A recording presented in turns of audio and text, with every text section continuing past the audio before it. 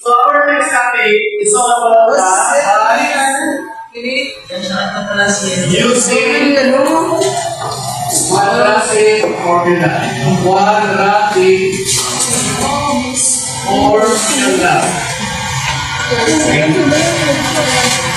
So dito, hindi na kailangan yung kumbaga, you did not need to solve problems. Mayroon tayong about quadratic formula. Isa sa mga most powerful solution for solving quadratic equations and by the use of multiplication square. Ano yan? Gagamit tayo ngayon ng multiplication square in order for us to solve or to make or to create a formula. So, tayo mismo gagawa kayo ng formula. Okay? So, ipapakita ko ngayon sa inyo ay hindi kasali ito sa quiz or sa exam. Kung hindi, at least, malalaman natin kung paano natin mag-solve yung or we could create formula based from our general form of equation of quadratic. That is, bx squared plus bx plus c equals 0. Gagawa tayo ng formula base dito. So we will start from, first is, identify, dapat magiging numerical coefficient natin. Gagamit tayo ng multiplication square. It should be 1. So mag-divide tayo ng a, both sides left and the right sides of our equations. By first, divide by a plus bx over a plus c over a equals 0. Over a. Okay? So that a divided by a is equals to 1. Ang kapitin na dito kayo ay nagiging x squared plus b over a x plus, or you may now transpose them to the right side. The sign will change. Positive c over a magiging negative c over a. Ito ngayon, yung numerical coefficient of x. Ito ngayon yung una natin ng hanap. The numerical coefficient of your x will be multiplied by 1 and should be raised into 2. Magiging b over a times 1 then we're going to square that.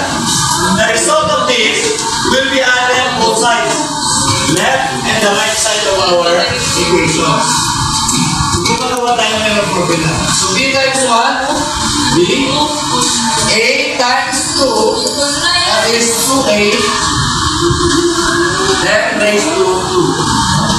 So we have b times b is b squared over 2 times 2 is 4, a times a is a squared. Dito ngayon i-add natin both sides. So that dito, mag-add tayo ngayon ng b squared over 4a squared. Sa right side natin, mag-add tayo ng b squared over 4a squared. So magiging x squared plus b over ax plus ito. Magiging b squared over 4a squared equals negative c over a. Ito plus we have b squared over 4a squared. Ito kaya yung perfect expression yan. Ito, right side.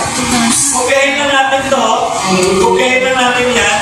That is x plus square root of b is b. Square root of 4 is 2. Square root of a squared is 8. Then, square. Dito sa kabila, LCD natin. Simplify natin na lang. Simplify natin. That is 4a squared divided by a is 4a. 4a times c. That is negative 4ac. Plus 4a squared divided by 4a squared. 1 times b squared, that is b squared. B squared. Then, extract square root. So we have x plus b over 2a is equals to plus or minus square root of.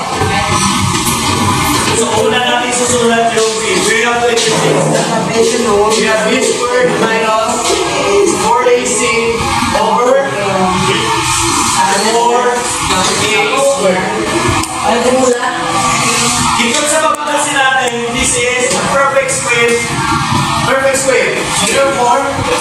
We have x plus b over 2a plus the plus or minus square root of b squared minus 4ac. All over. Square root of 4 is 2. Square root of a squared. 2a.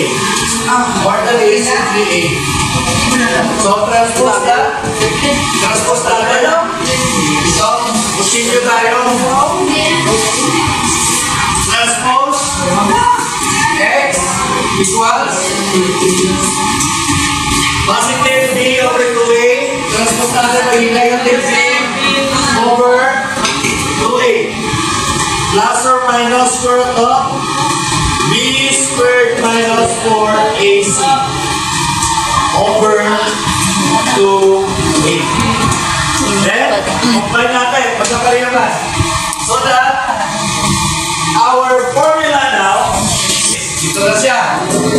yung quadratic formula natin is X negative b plus or minus square root of b squared minus 4ac all over 2a.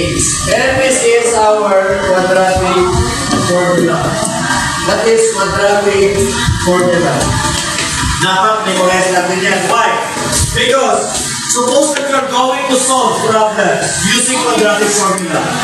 Sabihin mo halimbawa, Sir, gusto ko i-solve yung problem using quadratic formula. So napaka-importante, not only that you familiarize the formula, but it is very important for us to memorize the formula. So dapat memorize natin yan. Ang pagbasa, tamang pagbasa. Sino makapagbasa niyan? Anybody from the class? Ang tamang pagbasa should be, x is equals to negative b plus or minus square root of b squared minus 4ac all over 2a. This will be the our quadratic formula. So that I will give you more example tomorrow on how to solve problems, especially using quadratic formula. And this formula can be used. I-try natin. So, this is our last solutions for quadratic equation. Any question? So, kung wala, goodbye. See you tomorrow. Bye-bye.